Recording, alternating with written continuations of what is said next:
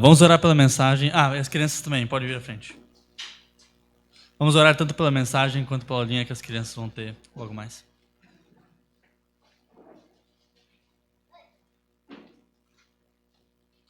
Vamos orar. Deus, obrigado pela oportunidade que temos de conhecer o Senhor, de ouvir por meio da Tua palavra, a Tua mensagem.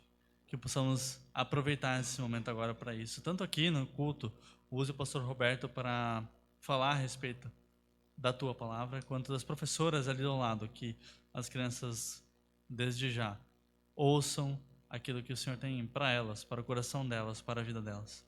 Sabemos que o Senhor é um Deus imensamente poderoso, que isso possa ser visto por meio da aula que as crianças vão ter e também do culto que faremos agora. Em nome de Jesus Cristo, amém.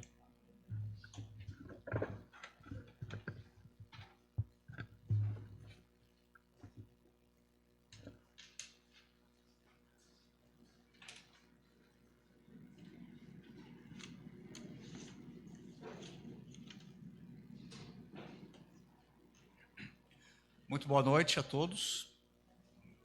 Nesses cânticos aqui do nosso período de louvor, já expressamos verdades importantes nesse tempo de adoração. Aquele primeiro cântico, Deus é fiel, ele tem bastante a ver com a mensagem de hoje à noite, com passarmos por várias provações, as dificuldades, os perigos, os problemas, os sofrimentos que muitas vezes fazem parte da caminhada do crente, nessa sua peregrinação da terra rumo ao céu, mas nós podemos experimentar nessa caminhada a proteção do Senhor, a fidelidade do Senhor, o cuidado do Senhor para com os seus filhos e o seu povo. Então tem um pouco a ver com aquilo que a gente vai falar hoje à noite. E ao meditarmos tanto nas verdades expressas nestes cânticos, como naquilo que vamos ver da palavra de Deus, ao final de tudo deve realmente ficar no nosso coração essa consciência de uma dívida eterna de gratidão. Nós estamos aqui trabalhando no Salmo 34, então peço que você abra sua Bíblia no Salmo 34, e hoje à noite nós vamos então concluir a exposição deste Salmo. Você abre aí no Salmo 34, deixa marcado, mas venha comigo também para o primeiro livro de Samuel, no capítulo 21, nós vamos ler os versículos 10 a 15 e depois vamos lá para o Salmo 34, para então encaminharmos aqui o encerramento da exposição deste Salmo. Então, primeiro livro de Samuel, capítulo 21, versículos 10 a 15. Você já deve saber porque nós vamos fazer a leitura desta passagem, porque esta narrativa aqui corresponde ao pano de fundo histórico, né? Uma experiência de Davi, algo que aconteceu na vida de Davi num certo momento da sua história de vida, e que ele retrata então aqui no Salmo 34, expressando aí o seu louvor, a sua gratidão pelo livramento que ele obteve da parte do Senhor em atendimento à sua oração. Mas qual foi a situação pela qual ele buscou o Senhor e o Senhor o livrou? Então é esta aqui que nós encontramos nessa narrativa. Primeiro Samuel 21, começando no versículo 10. Levantou-se Davi naquele dia e fugiu de diante de Saul e foi a Aquis, rei de Gate. Porém os servos de Aquis lhe disseram: este não é Davi, o rei da sua terra? Não é este que se cantava nas danças, dizendo: Saul feriu os seus milhares, porém Davi os seus 10 milhares? Davi guardou essas palavras, considerando-as consigo mesmo, e teve muito medo de Aquis, rei de Gate, pelo que se contrafez diante deles em cujas mãos se fingia doido, esgravatava nos postigos das portas, ou seja, arranhava as portas e deixava correr saliva pela barba.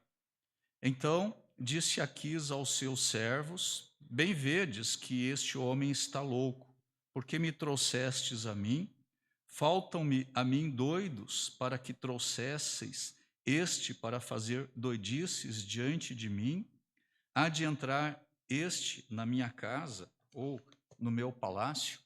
Então, esta é a situação que levou à composição deste salmo por parte de Davi. Foi um momento extremamente difícil, onde ele corria perigo de morte, né? Ele estava ali na presença daquele monarca filisteu. Ele estava na cidade de Gate, uma das principais cidades filisteias, a cidade de Golias, que algum tempo antes Davi tinha matado Golias. Ele estava lá, ele fugiu para Gate, fugindo de Saul, que já estava determinado a matar Davi. Ele vai para Gate, ele está ali, e de repente ele imagina que ele é descoberto pelos oficiais de Abimeleque ou de Aquis, como sendo o Davi o rei da terra, aquele do qual se cantava lá nas danças, isso que nós lemos ali na narrativa. E então é dito lá no primeiro livro de Samuel, naquela narrativa, que Davi teve o quê no seu coração? Medo. Mas não só medo, ele teve grande medo. Ele estava em pânico, em desespero. Ele pensou: eu fui descoberto, eu estou aqui agora no ninho do leão e eu vou ser morto. Então ele teve grande medo. Mas diz o Salmo 34, que nós não vemos lá na narrativa, já expliquei isso, que neste momento de grande aflição e perigo e medo e tribulação, o que Davi fez? Buscou o Senhor. E ele diz aí no versículo 4: busquei o Senhor e ele me acolheu. Ele diz aí no versículo 6: clamou este aflito. A palavra aflito poderia ser traduzida como pobre. Clamou este pobre coitado, e o Senhor o ouviu e o livrou de todas as suas tribulações. Então, este salmo aqui é este hino de louvor e gratidão da parte do salmista pelo livramento que ele obteve do Senhor em resposta à sua oração, ao seu buscar ao Senhor naquele momento de perigo, de dificuldade. E Davi, em outros salmos, também de sua autoria, nós percebemos como muitas vezes ele canta nos seus salmos exatamente situações assim de grande aflição, de grande tribulação, de grande abatimento. E então ele se volta para o Senhor, ele busca o Senhor, ele implora o socorro do Senhor, e então ele obtém da parte do Senhor o livramento que ele precisa, o conforto que ele precisa na sua alma, no seu coração, e então ele rompe aí num cântico de gratidão, num cântico de fé, expressando o fortalecimento da sua fé, da sua confiança no Senhor.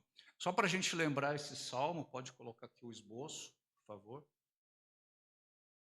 Estamos chegando ao final desse salmo, então você já deve saber de cor as divisões desse salmo. Nós sempre vemos isso a cada noite, né? Então, temos duas divisões neste salmo.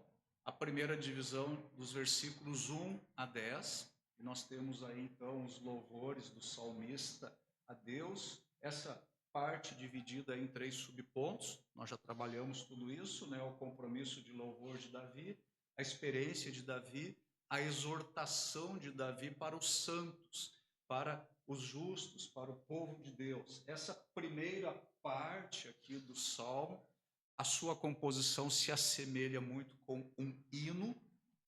É um hino de louvor e de gratidão da parte de Davi a Deus. A segunda parte, os últimos 12 versículos, nós temos aí então o sermão do salmista aos homens, e quando nós olhamos para esta parte do salmo, a sua composição, ela é muito mais parecida exatamente com um sermão do que com um cântico. E nesta segunda parte, nós temos então exortações diretas de Davi aos homens de modo geral, não especificamente agora aos justos, e nós temos também ensinos didáticos.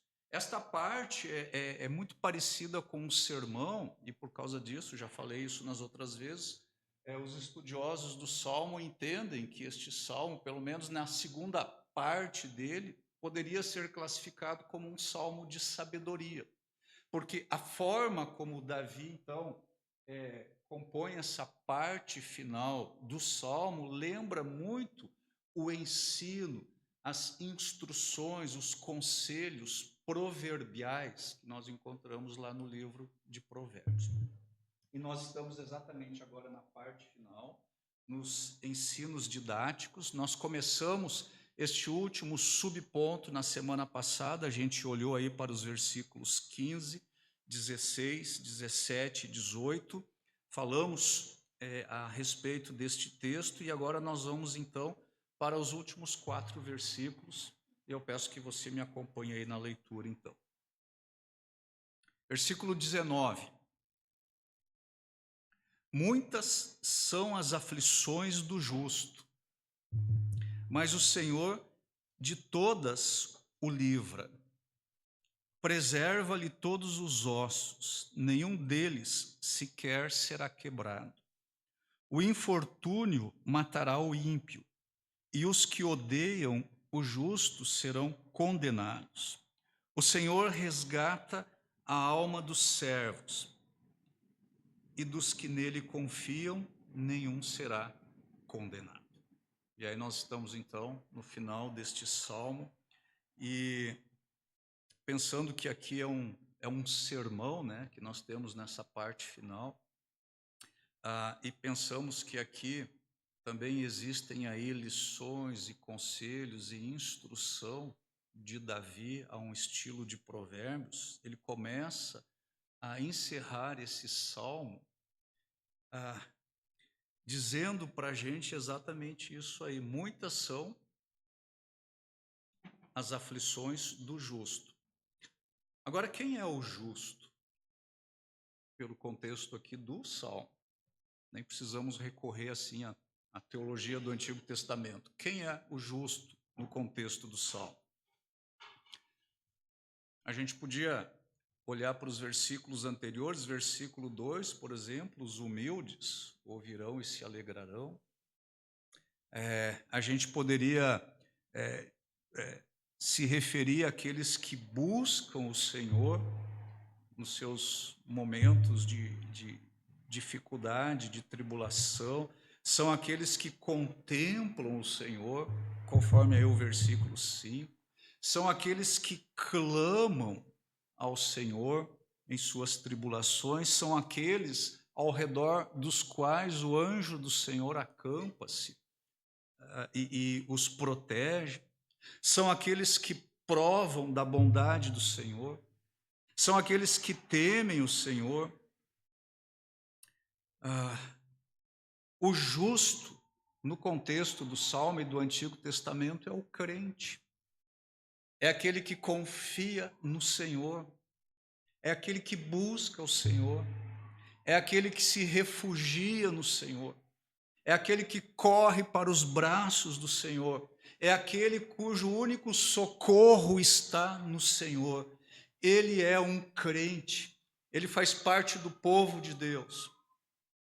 No Antigo Testamento, nós podemos dizer são os filhos de Deus. Então, este é o justo. O justo é aquele que confia no Senhor, ao contrário do ímpio. O ímpio é aquele que rejeita o Senhor, que não confia no Senhor, que não busca o Senhor, que anda longe do Senhor, que não teme o Senhor, que não considera os mandamentos do Senhor. Mas que coisa interessante, ele começa a falar aqui do justo, nessa parte final, e ele traz aqui uma verdade que talvez possa ser muito dolorida aos ouvidos do justo. pode ser uma porção muito dura da nossa experiência. O que ele diz aí a respeito dos justos? São muitas as suas aflições. Poxa, mas ele está falando dos justos. O justo passa então por aflição. Ele passa por sofrimento. Ele passa por perigos. Ele diz aí, são muitas as aflições do justo. De alguma forma, e não sei se eu consigo explicar isso, mas isto que Davi fala aqui, parece haver um eco, uma reprodução daquilo que o apóstolo Paulo vai dizer em 2 textos, lá no Novo Testamento. Deixa marcado aí, olha comigo aí em Filipenses. Filipenses, capítulo 1, versículos 29 e 30.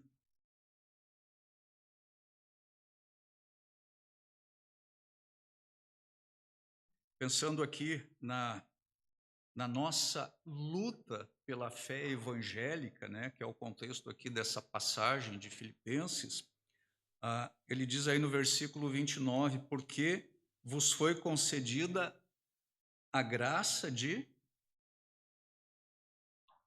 padecerdes por Cristo, e não somente de crerdes nele. Você já pensou desse ponto de vista, que o passar por sofrimentos, que o passar por dificuldades, que o passar por tribulações é uma espécie de graça concedida ao crente? Dificilmente a gente olha desse ponto de vista. É mais fácil pensar que a graça que nós recebemos da parte do Senhor é a graça apenas de crer nele e aí usufruir então todos os benefícios dessa confiança. Mas Paulo está dizendo que nós recebemos a graça de padecer por Cristo e não somente de crer nele. É uma graça. Os sofrimentos do cristão demonstram a graça de Deus, e nesta graça há poder e há recompensa para o cristão. E ao sofrermos por causa de Cristo, nós estamos participando dos sofrimentos de Cristo. Paulo diz algo também semelhante a isso, lá em Colossenses 1, 24.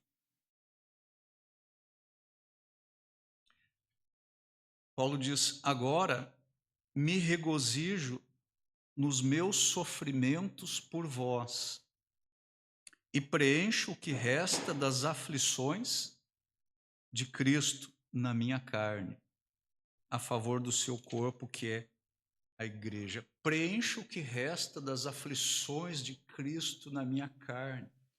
O Senhor Jesus Cristo, ele foi morto por mãos de homens iníquos que arrebataram-lhe violentamente a sua vida física. Ele foi morto lá na cruz do Calvário.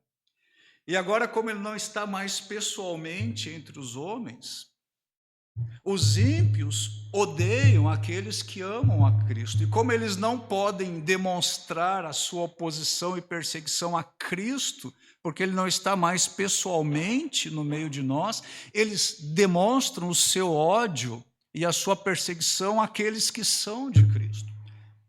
Nesse sentido, nós preenchemos aí as aflições de Cristo na nossa carne. O salmista, voltando aqui para o Salmo, ele diz, são muitas as aflições do justo.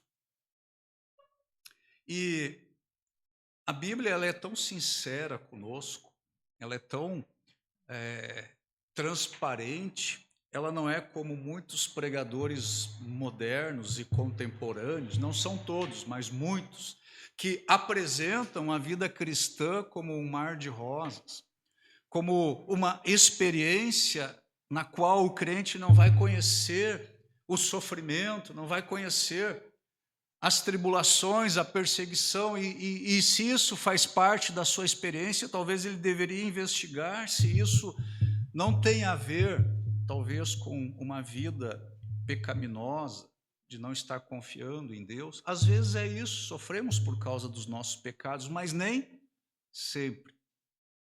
A Bíblia diz que são muitas as aflições do justo. Há muitos textos no Antigo Testamento e no Novo Testamento que mostram para a gente esta realidade. Nós somos advertidos nova e novamente a esperar por aflições, por dificuldades, por sofrimentos, neste período em que nós estamos aqui entre a terra e o céu, na nossa caminhada para o céu, na nossa peregrinação para o céu, do lado de cada eternidade.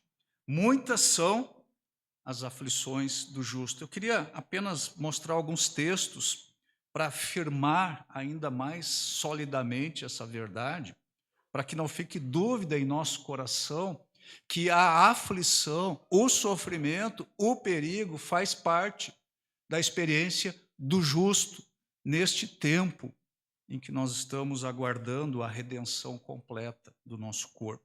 Então, olha só o que o salmista diz aí, no 2 capítulos antes, 3 antes, capítulo 31.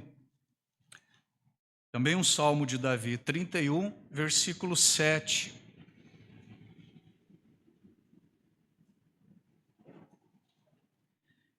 Eu me alegrarei e regozijarei na tua benignidade, pois tem visto a minha aflição, conhecestes as angústias de minha alma. Então, Davi era alguém, e nós sabemos disso, tanto na literatura dos Salmos, como lá nas crônicas e também por Samuel, ele passou por muitas aflições. Ele diz aqui, tu tens visto a minha aflição. Mas no início do texto ele diz, eu me alegrarei e me regozijarei na tua benignidade. Ele estava cercado pela benignidade do Senhor, pela sua bondade, e ainda assim ele passava por aflição. Neste mesmo salmo, no versículo 8, ele diz, provai e vede que o Senhor é bom, mas a bondade do Senhor não o impediu de passar por aflições, por dificuldades, por sofrimento. Salmo 119, versículo 71.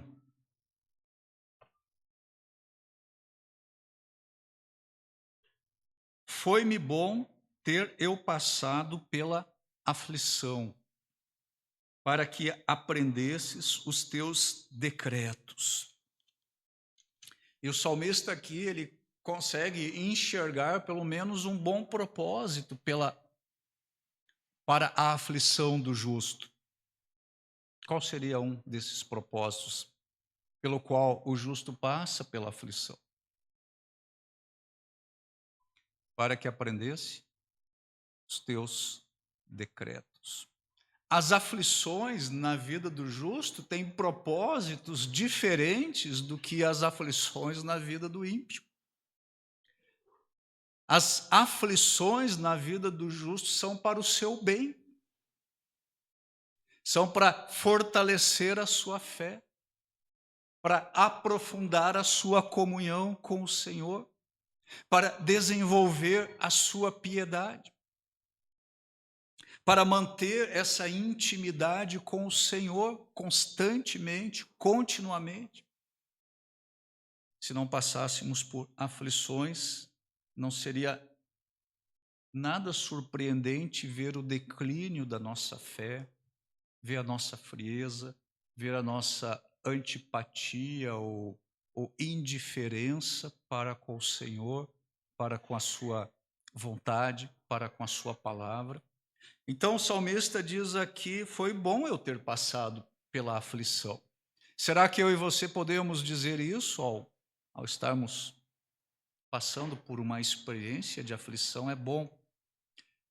Talvez eu não estou entendendo qual é o propósito disso agora, mas Deus está permitindo isso na minha vida, então isso é bom. Aí nesse salmo, versículo 153, o salmista diz: atenta para a minha aflição e livra-me, pois não me esqueço da tua lei. Então nós temos aqui o salmista, ele está envolvido com a lei de Deus, ele está meditando na lei de Deus, ele está buscando obedecer à lei de Deus, ele está se relacionando com a lei de Deus de maneira que agrada a Deus, mas ele está passando por aflição. Ele está passando por aflição.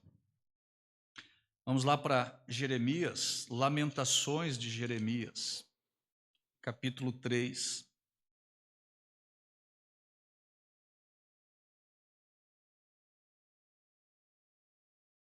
Jeremias diz aqui: eu sou o homem que viu a aflição.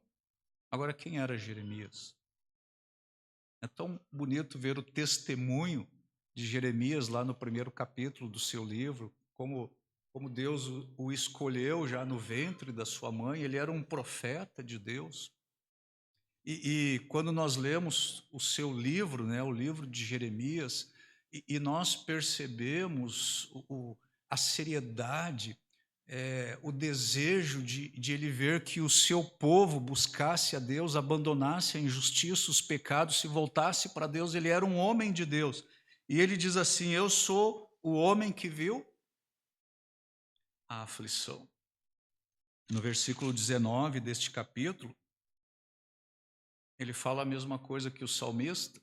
Ele diz: lembra-te da minha aflição e do meu pranto. Se nós vamos lá para o Novo Testamento, no Evangelho de João, capítulo 16, versículo 33, último versículo, você deve ter em mente aqui a situação. O Senhor já havia ceiado aí com os seus discípulos, ele está aí há algumas horas de ser preso e ser levado diante das autoridades judaicas e depois diante de Pilatos. A sua condenação pelo tribunal humano está próxima, ele vai ser entregue aos homens, ele está próximo do seu martírio, do seu calvário, da sua crucificação, da sua morte. E ele ainda tira um tempo aqui para falar aos seus discípulos, e ele sabia que depois da sua morte os seus discípulos ficariam muito desorientados, muito aflitos, muito temerosos. Mas ele diz aí no versículo 33, estas coisas são as palavras de despedida dele: essas coisas vos tenho dito para que tenhais paz em mim. E aí ele diz o seguinte: no mundo vocês vão passar por aflições. No mundo passais por aflições, mas tende bom ânimo. Eu venci o mundo. E o último texto, ainda para a gente ter esse pensamento bem claro no nosso coração, são as últimas palavras agora de Paulo para Timóteo. E lá na sua segunda carta a Timóteo, no capítulo 4, no versículo 5, e nós sabemos que são as últimas palavras de Paulo antes do seu martírio, e ele então escreve para Timóteo, seu discípulo amado, aquele para quem, de certa forma, ele está passando aí o bastão. Ele diz no versículo 6, 4, 6, quanto a mim, estou sendo oferecido por libação, e o tempo da minha partida é chegado. Ele está aí a passos do seu martírio, mas ele dá algumas ordens para Timóteo, e no versículo anterior, ele disse para Timóteo o seguinte: tu, porém, sê sóbrio em todas as coisas, e o quê? Suporta as aflições. Timóteo, aquele que continuou aí o ministério missionário, né, de Paulo, pastoreou a igreja de Éfeso, um homem de Deus.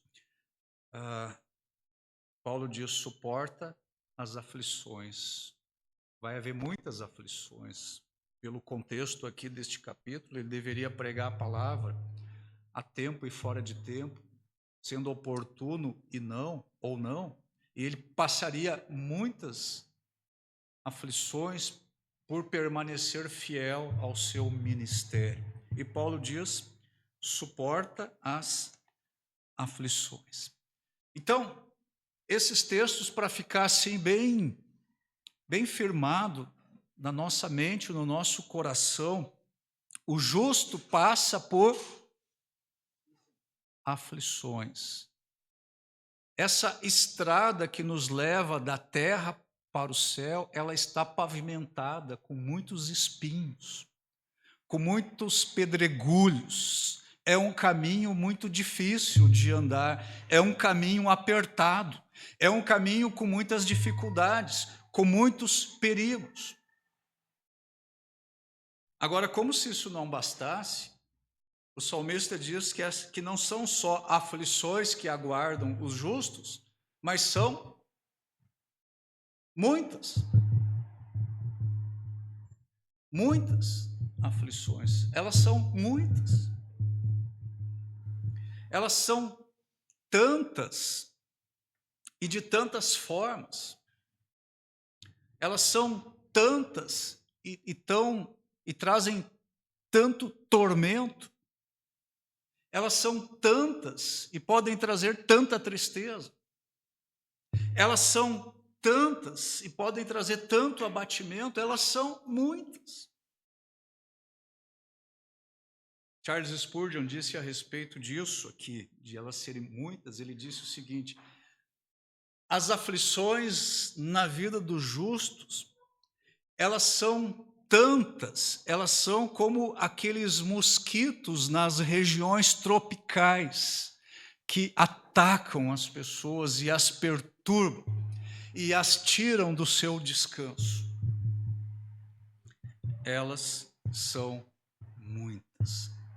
Há muitos espinhos, há muitos arbustos espinhosos nesta caminhada entre a terra e o céu. E essas aflições trazem perturbação, elas trazem tristeza, elas tornam a nossa caminhada para o céu muito difícil. São muitas as aflições do justo. Agora, se este versículo fosse só isso, seria muito dura a sorte do justo.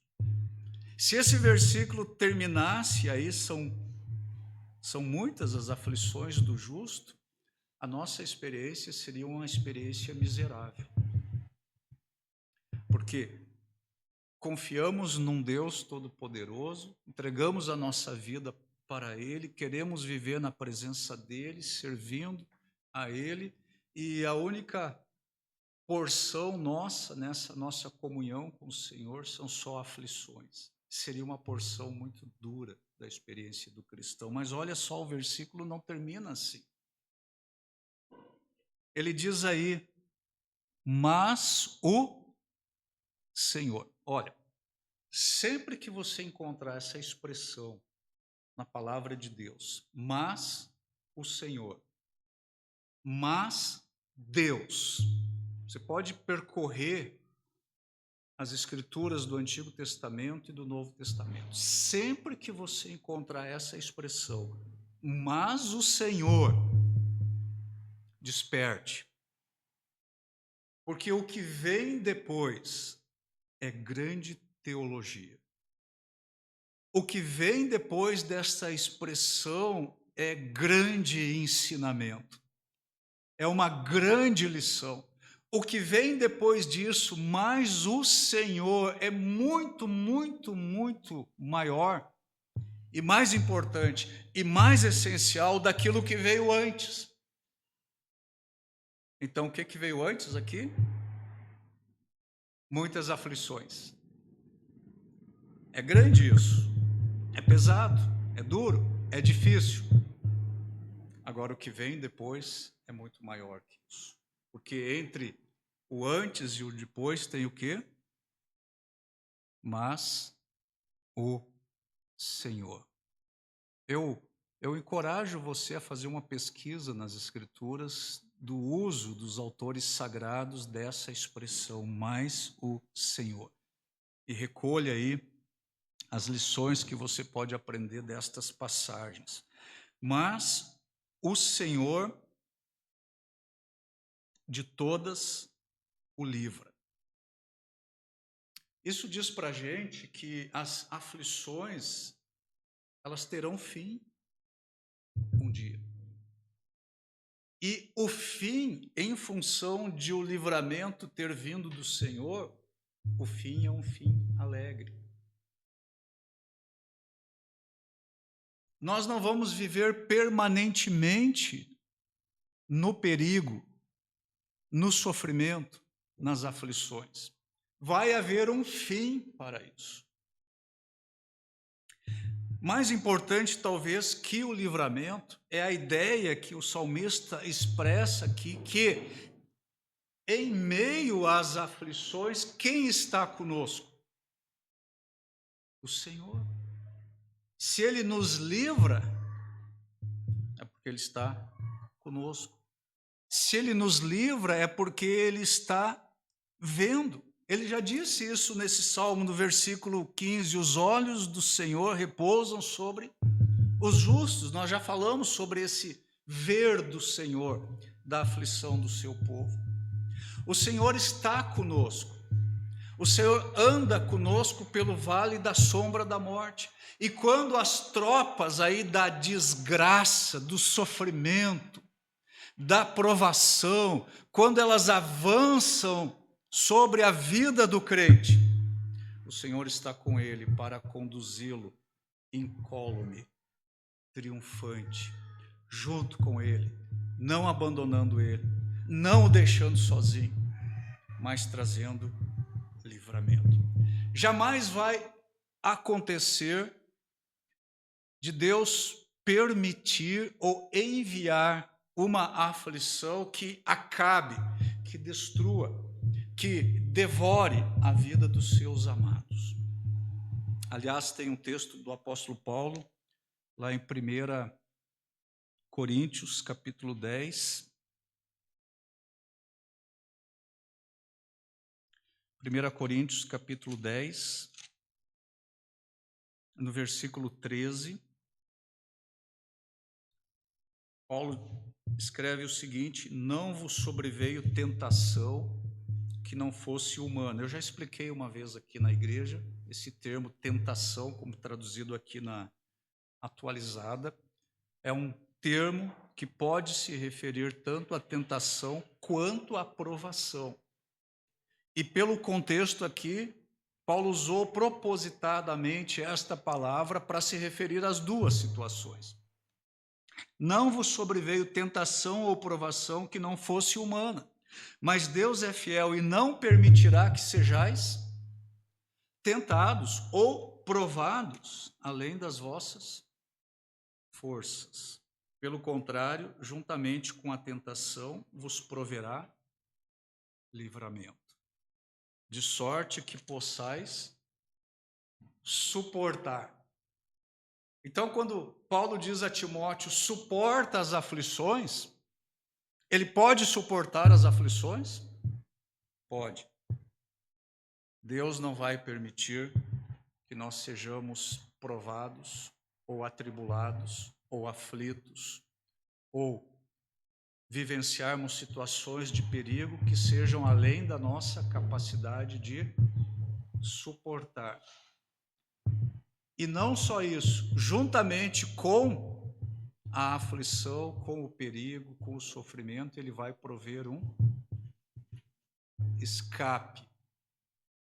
E a ideia do escape aqui é um escape no meio da provação.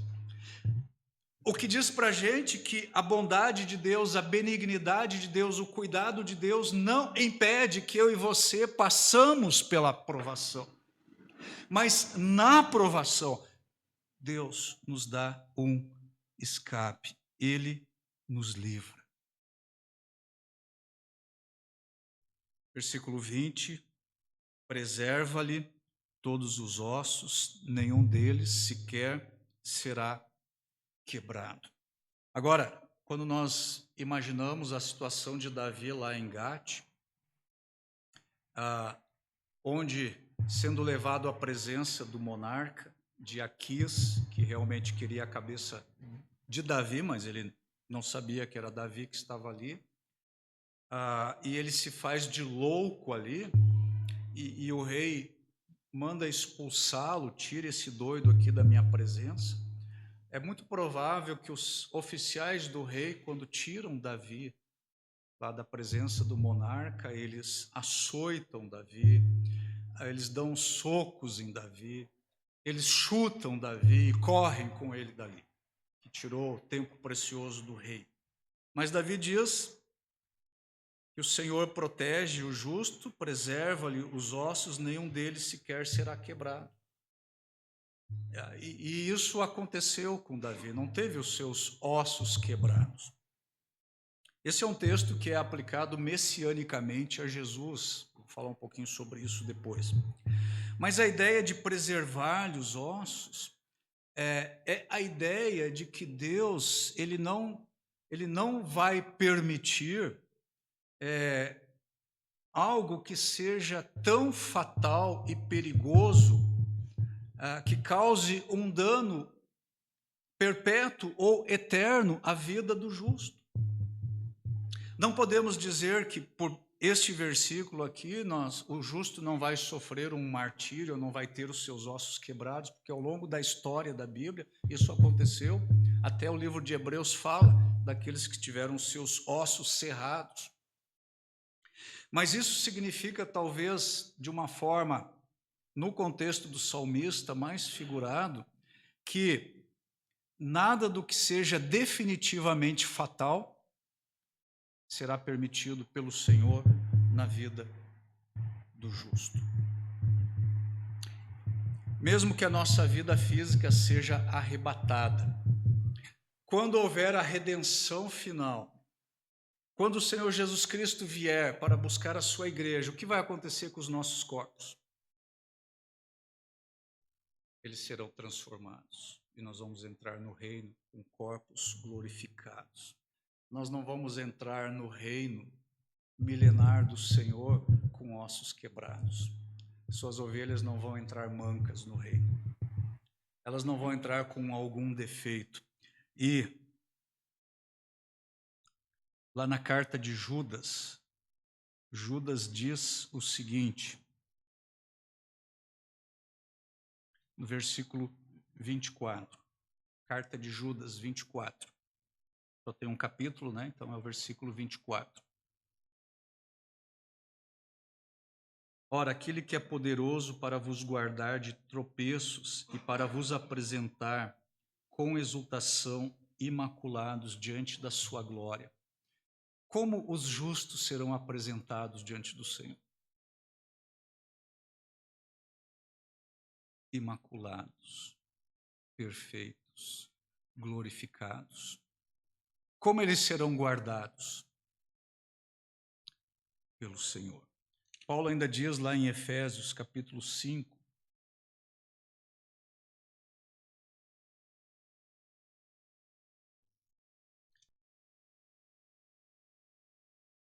o versículo 27.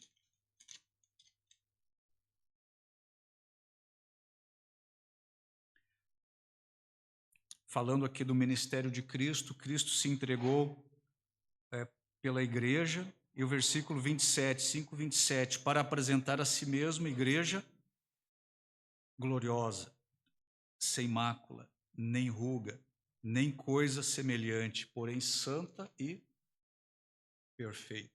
É assim que nós vamos ser apresentados. Então, por mais violenta que seja a nossa aflição e o nosso perigo, e talvez até a nossa vida física seja arrebatada de nós, o amor divino haverá de nos preservar, especialmente no que diz respeito aos danos da nossa alma. E quando nós nos encontrarmos com o Senhor, mesmo que nós tivermos sido martirizados, cerrados ao meio, queimados, nós teremos corpos glorificados. E o Senhor vai nos apresentar diante dele imaculados, perfeitos, sem ruga e sem defeito. Mas este versículo aqui, ele é um versículo também messiânico, porque é dito a respeito de Jesus Cristo, lá na cruz, que nenhum dos seus ossos foram quebrados. Porque Jesus tipificava perfeitamente o Cordeiro Pascal. E a instrução a respeito do Cordeiro Pascal, ele deveria ser comido no interior da casa e nenhum dos seus ossos deveria ser quebrado. Então Jesus cumpriu perfeitamente também o tipo do Cordeiro Pascal. Mas o Senhor preservou-lhe os seus ossos, a sua constituição física. Isso aconteceu por amor de Deus. E assim acontece conosco. O Senhor, por amor, nos preserva. Versículo 21. O infortúnio matará o ímpio, e os que odeiam o justo serão condenados. Eu quero que vocês percebam o seguinte. Quando Davi fala aqui das aflições do justo, ele coloca tudo isso no plural, né? Ele diz as aflições do justo. Quando ele se refere ao ímpio, como ele descreve aí essa porção do ímpio? Em que termos? No singular. Ele fala o infortúnio do ímpio. Ele fala sobre as aflições do justo. E ele fala sobre o infortúnio do ímpio. Ele fala sobre as aflições no plural. E ele fala sobre o infortúnio no singular. Agora, essa palavra infortúnio, ela pode ser traduzida também como malícia ou como miséria. E a ideia é de que o ímpio vai ter um fim miserável. Agora, na forma como Davi tem essa composição aqui de plural e singular, nós já conseguimos até perceber isso na experiência do justo e do ímpio. Você não tem a impressão que o justo sofre mais que o ímpio? Você não tem a impressão que o justo está permanentemente sendo atacado, perseguido, sofrendo oposição? Você não tem a impressão que na experiência do ímpio parece que tudo lhe vai bem? Parece que o ímpio prospera? Parece que a vida dele é uma vida de felicidade? Parece que ele não tem problemas? Ao contrário do justo, as suas aflições são muitas. O ímpio, ele tem um infortúnio. Mas agora perceba o seguinte: as aflições do justo são para o seu bem. As aflições do justo são para desenvolver a sua piedade, a sua devoção, para aproximá-lo mais ainda do Senhor, para fazê-lo experimentar na sua vida a graça e o poder do Senhor. As aflições do justo são benéficas para o justo. As aflições do justo não trazem sobre o justo condenação, mas trazem bem para a vida do justo. Mas isso não acontece com o ímpio. E apesar que aparentemente ele está prosperando e a iniquidade está prevalecendo, o salmista diz que o próprio império da perversidade do justo acabará por destruí-lo. A sua impiedade o destruirá. A sua maldade vai arruinar a sua existência. Já é dito pelo salmista no versículo 16, o rosto do Senhor está contra os que praticam o mal. Esse aí é o ímpio. E é dito ali que o rosto do Senhor está contra ele para lhe extirpar da terra a memória. Não há futuro para o ímpio, nesse sentido que a gente usa futuro. O seu futuro vai ser um futuro de condenação. A palavra condenado aqui, os que odeiam o justo serão condenados. Essa palavra condenado, ela implica em culpa e devida punição. Culpa e devida punição.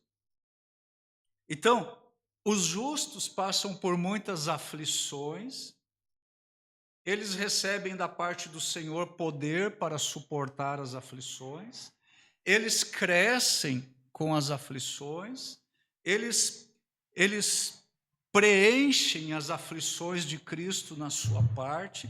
É uma graça sofrer por causa da nossa fé, da nossa confiança, e por fim vai haver um livramento.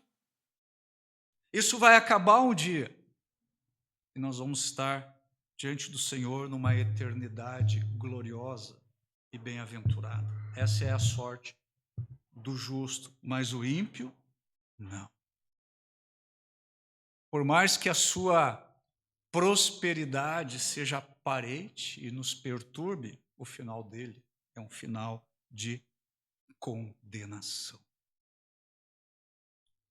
O Salmo 1, que fala a respeito aí do destino do ímpio, diz lá, no versículo 4, Salmo 1, 4, 5 e 6, os ímpios não são assim. A experiência do ímpio, a sua jornada e o seu fim, Os ímpios são, porém, como a palha que o vento dispersa. Eles não prevalecerão no juízo, nem os pecadores. Por que não prevalecerão no juízo? Porque Davi diz assim, eles serão condenados. Eles não vão prevalecer, não vai ter absolvição para o ímpio no dia do juízo. Eles serão condenados. Pois o Senhor conhece o caminho dos justos, mas o caminho do ímpio perecerá, não tem futuro. Ele vai ser destruído. E então, concluindo esse salmo, o salmista diz, o Senhor resgata a alma dos seus servos. Agora, essa ideia de resgate ou de redenção, você só é resgatado de algo que o prende, de algo que traz a você, então, sofrimento ou condenação. Você está naquela situação e você precisa, então, de um resgate. De novo, para dizer que o justo, ele vai passar por aflição, mas ele vai ter o livramento, ou aqui, na palavra do versículo 22, ele vai ter o quê? O resgate. Ele vai ser resgatado. E é tão diferente o seu fim em comparação com o ímpio, porque o ímpio será condenado, mas o justo, no final aí do versículo 22, porque ele é aquele que confia no Senhor, ele não será condenado. aqueles que confiam no Senhor, nenhum será condenado. Ou seja, examinado, verificado a sua culpa e deferido a sentença. Qual é a sentença? Condenação, morte eterna. Esse é o fim do ímpio, será condenado, mas o justo não. E Paulo diz o seguinte, para linkar esse pensamento, lá em Romanos 8, 1. Romanos 8, 1.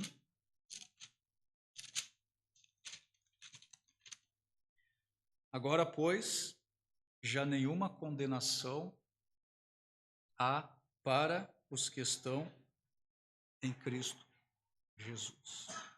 Esses são os justos, esses são os crentes, é o povo de Deus, são os filhos de Deus. Para eles, nenhuma condenação existe, mas os ímpios, eles não irão avante, eles sofrerão destruição, eles serão condenados, eles vão desaparecer e será extirpada a sua memória da terra.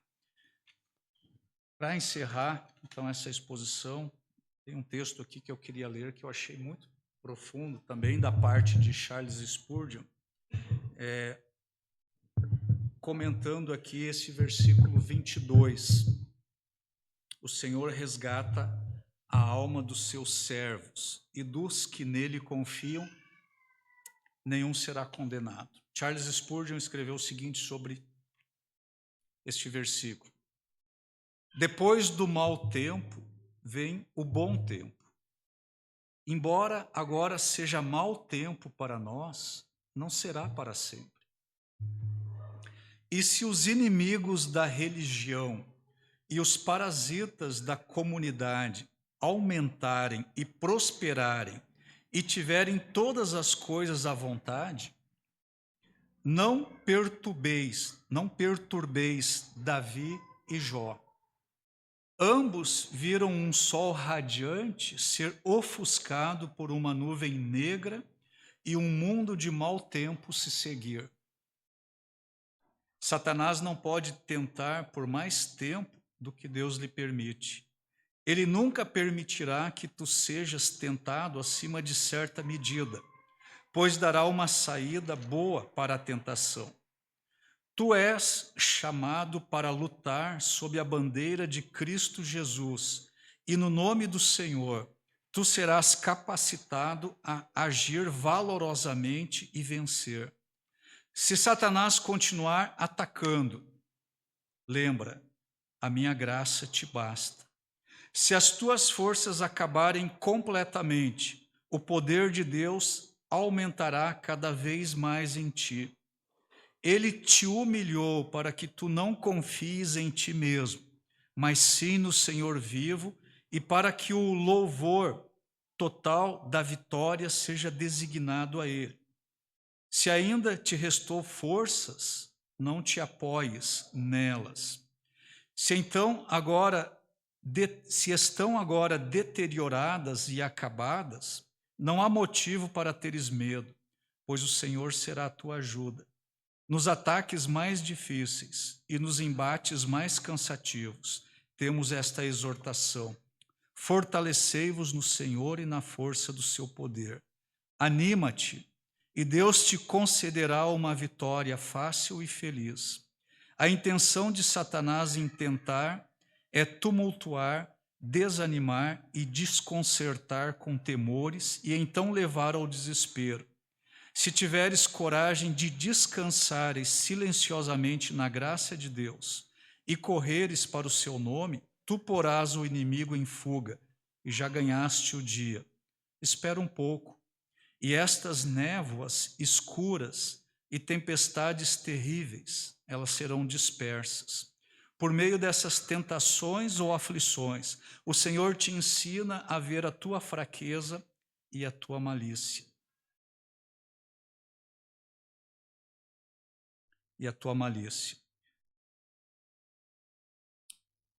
Acho que eu Cortei uma parte aqui, mas na continuidade, se Satanás te tenta a negar a própria palavra de Deus e a sabedoria que nela existe, computa o favor de Deus em tua vida.